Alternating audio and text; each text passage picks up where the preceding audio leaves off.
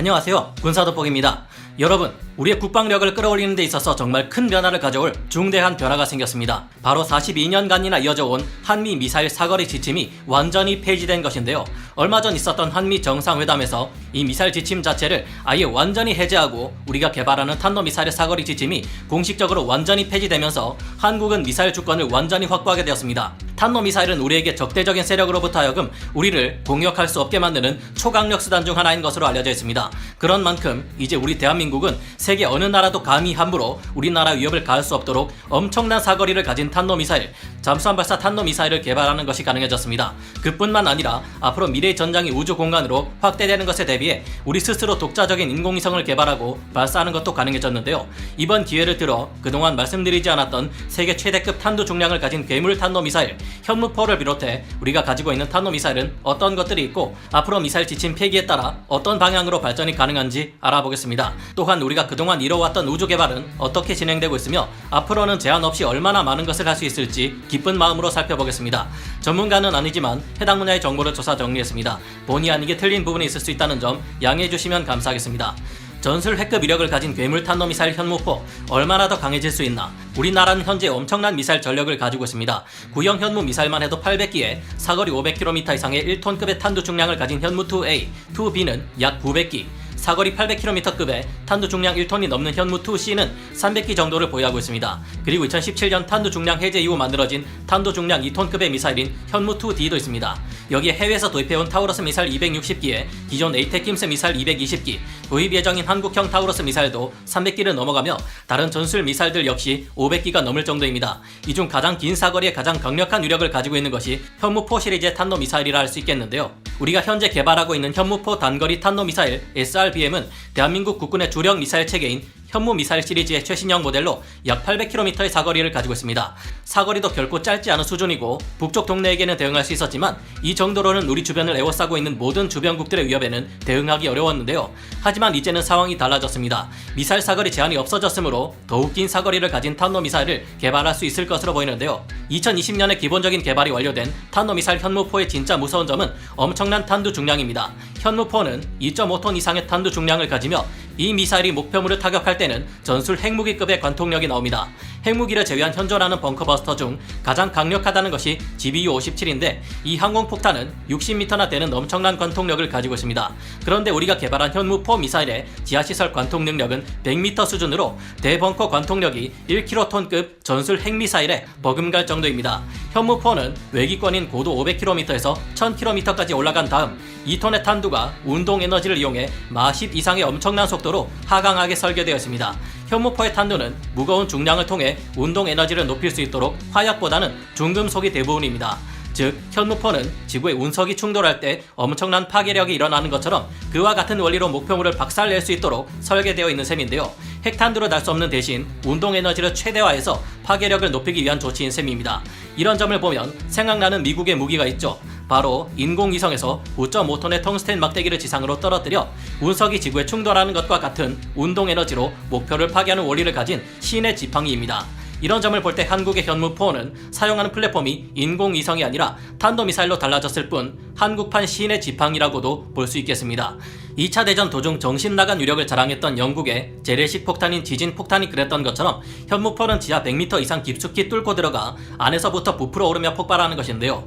현무4는 무거운 탄두의 무게를 감당하기 위해 2단 로켓을 채용했으며 추력 편향 노즐 TVC, 스텔스 도료인 램과 함께 상대방의 레이더에 더 작게 표시되는 저피탐 설계 등의 신기술까지 적용됩니다. 이 모든 것이 적용될 경우 현무4는 고도의 미사일 방어망까지 돌파할 수 있게 되어 거의 난공불락 수준의 생존성을 가지게 될지도 모를 일입니다. 현무4는 현재 성능 테스트 및 기술적 결함의 수정, 보강을 진행 중인데요. 현무4의 탄두 중량은 사거리 800km일 때 2톤이며 사거리가 300km일 때는 4톤에서 5톤이나 나가는 탄두를 장착해 발사할 수 있습니다. 이제 미사일 사거리 제한이 없어진 만큼 현무4의 탄두 중량을 500kg 정도로 줄이면 사거리가 2000km 이상 늘어날 것으로 예측되는데요. 이제는 고체 연료, 사거리, 탄두 중량, 용도 제약 없이 모든 미사일과 로켓 기술을 활용할 수 있게 되었기에 더 큰 탄두 중량을 가진 괴물 탄도 미사일을 만들 수 있습니다. 이제까지는 발표된 바가 없었지만 한미 미사일 지침의 폐기에 따라 앞으로 몇 년 사이에 사거리 3,000km, 5,000km를 넘는 탄도 미사일은 물론 사거리 1만 km를 넘겨버리는 대륙간 탄도 미사일 ICBM까지 우리 군에서 개발한다는 소식이 들려올지도 모르겠습니다. 참고로 현무4에 적용된 기술적 특징을 살려 2023년까지 현재 미국, 러시아, 중국, 일본 등이 개발 중인 비행속도 마하 5 이상의 극초음속 유도 무기를 개발하는 데도 활용할 수 있을 것이라 합니다. 지상 발사형 대륙간 탄도미사일인 ICBM은 상대국의 핵 선제 공격에 그대로 떡하니 노출되어 있어 실제 물리적인 충돌이 발생했을 때 문제가 될 수 있습니다. 아군과 적군 모두 ICBM을 가지고 있을 경우 먼저 기습 공격을 감행하는 쪽에게 있어 상대편의 ICBM 사일로는 제1 공격 목표인데 고정시설인 사일로는 일단 미사일이 날아오면 맞고 견뎌내는 것 외에는 방법이 없습니다. 차량으로 이동해서 발사하는 ICBM이나 공중에서 항공기를 이용해 발사하는 미사일의 경우에도 전쟁 발발 시 적군에게는 아군의 비행장이 최우선 공격 목표에 놓이게 되기에 선제 공격을 당할 경우 대응하기가 어려워진다는 문제가 있는데요. 하지만 이와 달리 잠수함 발사 탄도미사일 SLBM을 싣고 다니는 잠수함 SSB에는 상대편 측에서 찾기 힘든 대상이기에 선제 공격을 당한 상태에서도 보복 공격을 가할 수 있으며 그렇기에 더욱 강력한 견제 수단이 될 수 있습니다. 선제 공격에 성공한다 해도 보복당할 것을 알기에 적군 측에서도 함부로 우리에게 무력 도발을 감행할 수 없는 것이죠. 오죽하면 이런 장점 때문에 영국은 지상 기반의 핵투발 수단을 모두 폐기하고 핵투발 수단으로 SLBM만을 운용하고 있을 정도입니다. 이런 장점 때문에 우리나라도 미사일 사거리 제한 해제가 풀리면서 사거리 1000km에서 3000km급의 중거리 미사일과 SLBM 그리고 이를 발사하는 잠수함을 개발하는 데 집중할 것이라는 전망도 많이 나오고 있습니다. 아직까지 우리나라의 탄도미사일에 핵탄두를 장착할 수 없고 SLBM이 아닌 사거리 1000km 이하의 단거리 탄도미사일 SRBM 중 수중에서 발사하는 현무 4-4만 있는 상태입니다. 현무 4-4 미사일은 3,000톤급 잠수함인 도산 안창호급 잠수함 9척에 먼저 탑재될 계획인데요.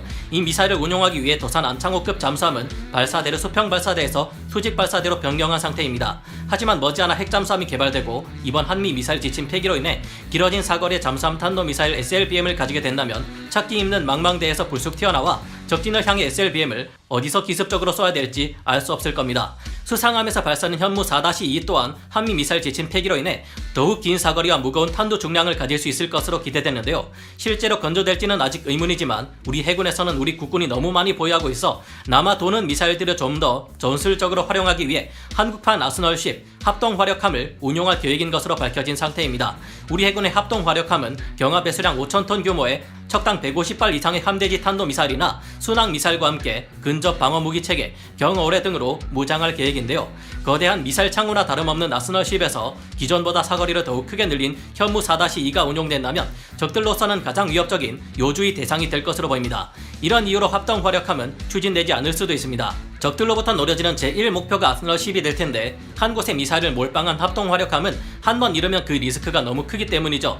미 해군의 항공모함조차도 강습 상륙함이나 무인 수상함 등으로 전력을 분산시키고 있는 중인데 이런 기조와도 맞지 않고요.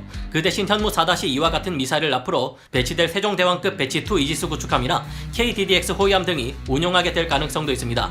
우주 개발, 한미 미사일 지침 폐기로 발전 가능성이 크게 늘어난 것은 우주 분야에도 해당됩니다. 그런 만큼 이제는 군사위성 발사용, 우주 로켓 개발 등 우주 군사력에 관련된 기술력 또한 우리나라에서 확보할 수 있게 될 텐데요. 미국과 소련은 과거 우주 공간에 수백 대의 인공위성을 띄워 철저한 감시 체제에 돌입한 바 있습니다. 현재 미국은 조기 경보 위성으로 적으로부터 대규모 공습이 시도되려 할 경우 미사일이 영공으로 들어오기도 전에 알아차릴 수 있으며 러시아가 보유한 해상 감시 위성은 목표를 탐색 및 추적하는 것은 물론 대한 미사일을 유도하는 것까지 가능합니다. 지금도 미국과 러시아는 각자 수백 개의 군사용 정찰 위성을 보유하고 있는데요. 우리나라에서도 현재 에어버스에서 제작한 아나시스2 군사 위성을 운용 중이며 이 위성을 통해 통신 가능 거리, 정보 처리 속도, 전파 교란 대응을 비롯해 향상된 단독 작전 수행 능력을 가지게 되었습니다. 현재는 국방과학연구원에서 사거리 2000km의 탄도미사일에 쓸 수 있는 INS 관성항법 장치를 개발하고 있는데요. 초기 현무 미사일들은 영국 GEC의 기계식 INS를 썼지만 후기형의 현무 미사일들은 기계식 자이로보다 오차 누적도가 적은 국산 링 레이저 자이로를 통합해 사용합니다. 이와 같이 중거리 탄도미사일 개발에 필요한 연구가 이루어지는 등 우리나라에서는 탄도미사일의 운용과 관련된 지원 기술 또한 발달시켜왔습니다. 이제는 이 같은 연구가 빛을 볼 수 있게 상황이 반전된 이상 우리 군의 탄도미사일과 이를 지원하는 플랫폼의 개발은 더욱 가속도를 띠게 될 전망인데요. 우리가 무제한의 사거리를 가지는 탄도미사일을 가질 수 있게 된 것은 이제까지와 달리 전쟁 억지력을 발휘할 수 있는 전략급 무기를 가지게 된다는 것을 의미합니다. 앞으로 연구 개발의 길이 고속도로처럼 뻥 뚫린 만큼 더욱 강력한 탄도미사일들을 개발해 우리나라가 어느 누구도 함부로 대할 수 없는 강력한 국방력을 가졌음을 과시하는 날이 왔으면 좋겠는데요. 여러분은 어떻게 생각하시나요? 오늘 군사 돋보기 여기서 마치고요. 다음 시간에 다시 돌아오겠습니다. 감사합니다. 영상을 재밌게 보셨다면 구독, 좋아요, 알림 설정 부탁드리겠습니다.